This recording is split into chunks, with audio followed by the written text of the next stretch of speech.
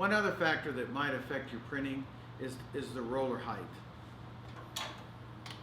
I'm going to show you how to measure how much of a strike the rollers are placing on the gauge on both sides of this roller and both sides of the back roller. I'm going to bring the can up off the shelf. The two tools that you will need is this little wrench and this gauge. I can get this out of the way. This is what I call a roller height gauge. It's 0.918 of an inch, which is the standard for type high. And then this is just an Allen wrench, which I'll use to tighten and loosen the little nuts. I always want to make sure that I maintain the press bed free of any tools, and I'll put that off the side or I'll put it way on the edge, but I try not to keep anything here so that I don't forget it here. I'll bring the rollers down. I can put the press in trip. It doesn't have to be in print, but I do want this roller to be engaged. Taking this roller height gauge, I'm going to slide it this way, past the roller, and bring it back this way.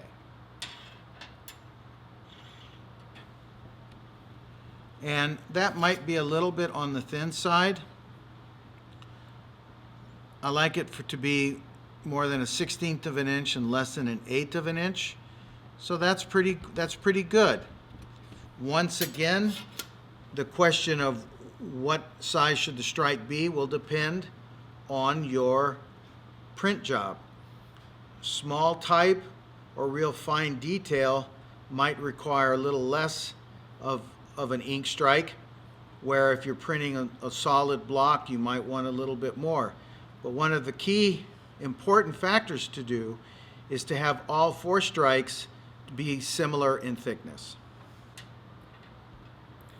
My preference is to do one side of the front roller, the other side of the front roller, before I measure the strike off of the back roller. So again, I'll slide this just past the front roller. I'll turn it and bring it forward. And once again, I think the strike is well within the area that I want to use. Now I'm going to do the back rollers. Slide this past the second roller. Then I'll turn it so that its height is appropriate. I'll pull it, and once it reaches past that roller, I'll turn it to the side. I don't want to pull this past both rollers, because if one of them's wrong, I may not know it. So I'll take this forward, turn it to the side. When I'm past the roller, I'll bring it to the correct position. When I strike the roller, I'll turn it this way and bring it out. Okay, let's do that.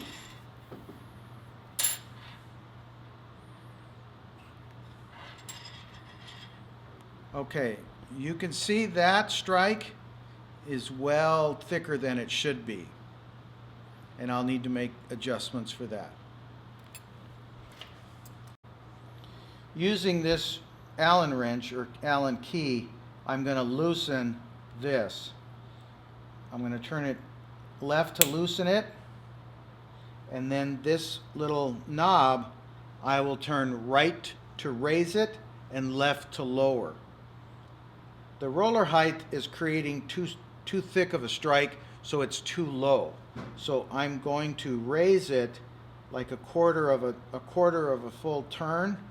That amount of strike is significantly too thick. And it's a little bit thinner, but it's still significantly too thick.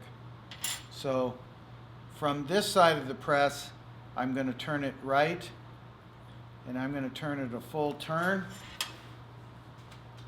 I brought it back.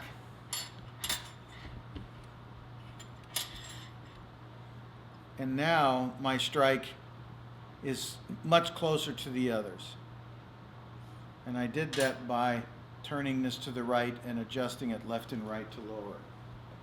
Once I've corrected the strike, it may not come out on camera, but the tip of this fits in there.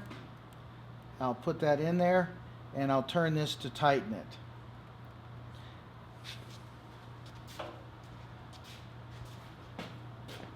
I'm now going to repeat the process to the back roller, and I can feel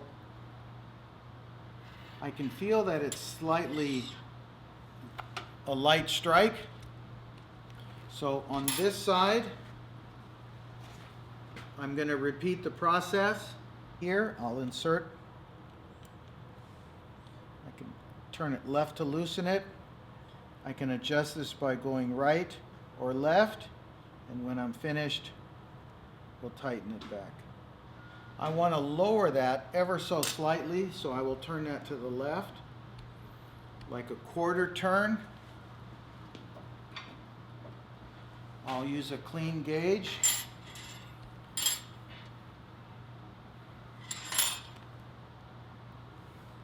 And now I'm a little too thick, so I'm going to turn this to the right to raise.